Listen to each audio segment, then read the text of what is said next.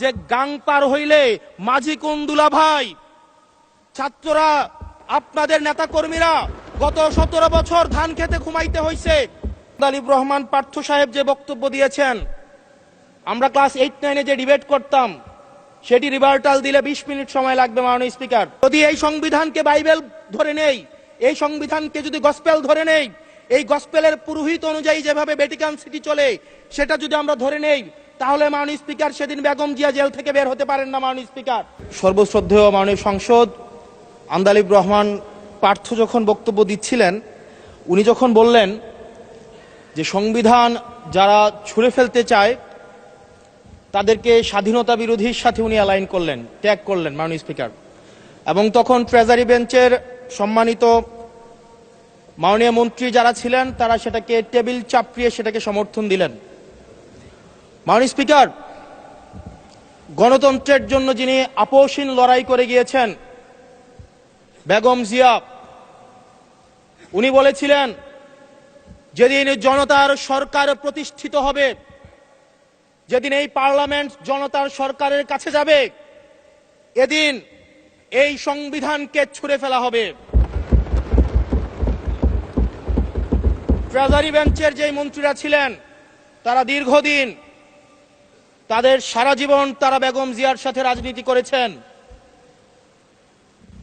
এই সংবিধান ছুঁড়ে ফেলার সাথে স্বাধীনতা যুদ্ধাপরাধীর অ্যালাইন করার যেটার হাততালি তারা দিয়েছেন, সেটির মধ্য দিয়ে বেগম জিয়াকে তারা মূলত হচ্ছে অপমান করেছেন কিনা তারা সেটা ভেবে দেখবেন।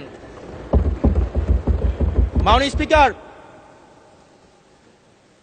আমি বক্তব্য দেওয়ার জন্য অনেক কিছু রেডি করে নিয়ে এসেছিলাম।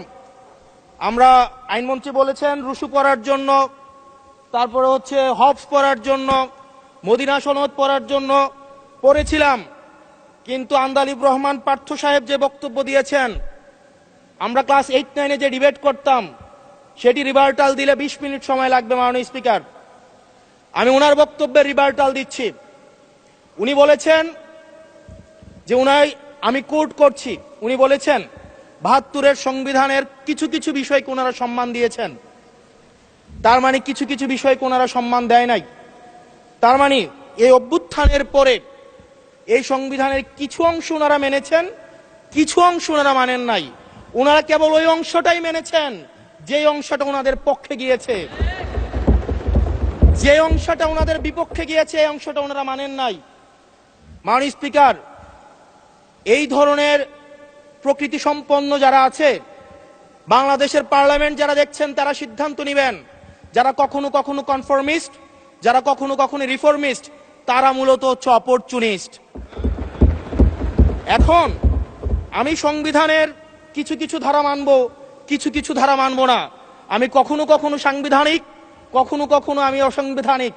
মাননীয় স্পিকার, যখন ডক্ট্রিন অফ নেসেসিটির প্রশ্ন আসে, মাননীয় স্পিকার, এই এক্সিস্টিং সংবিধান অনুযায়ী যখন 7A এবং 7B বলবৎ থাকে, সেই জায়গা থেকে আইনজ্ঞরা, মাননীয় স্বরাষ্ট্রমন্ত্রী উনি থাকলে ভালো হতো।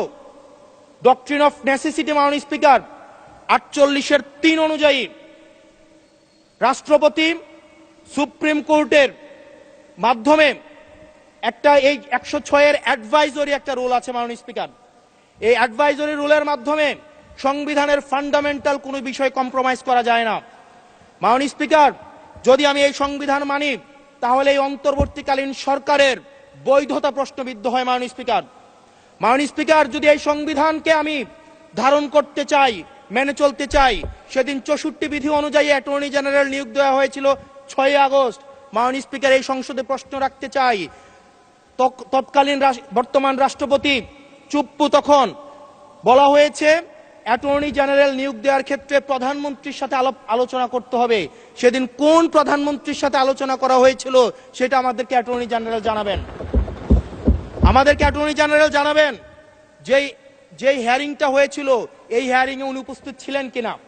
তখনকার সময় যিনি প্রধান বিচারপতি ছিলেন ওবায়দুল হক, তিনি তখন কোথায় ছিলেন, সেই রায়ের কপিটা আমরা দেখতে চাই। মাননীয় স্পিকার, মাননীয় স্পিকার, আপনি যখন বেগম জিয়াকে 6 আগস্ট সর্বপ্রথম ছাত্র জনতা যখন সিদ্ধান্ত নিয়েছিল আর এক মুহূর্ত বেগম জিয়াকে কারাগারে থাকতে দিবে না।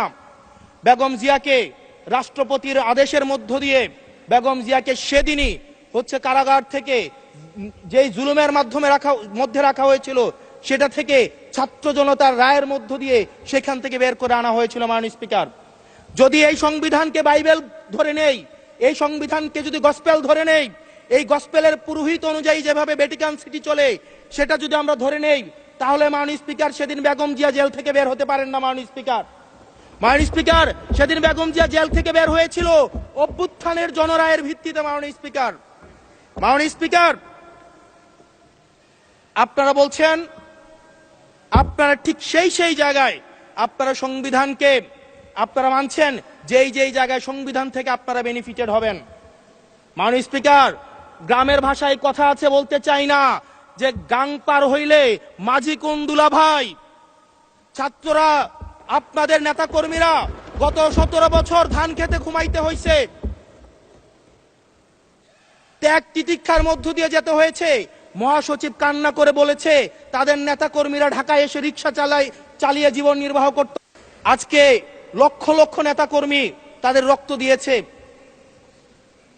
ফ্যাসিবাদ বিরোধী প্রত্যেকটি রাজনৈতিক দল, কোন রাজনৈতিক দলকে বিশেষভাবে আমি আলাদা করতে চাই না, ফ্যাসিবাদ বিরোধী প্রত্যেকটি রাজনৈতিক দলের রক্ত শ্রম ঘামের মধ্য দিয়ে এই হাসিনার পতন হয়েছে।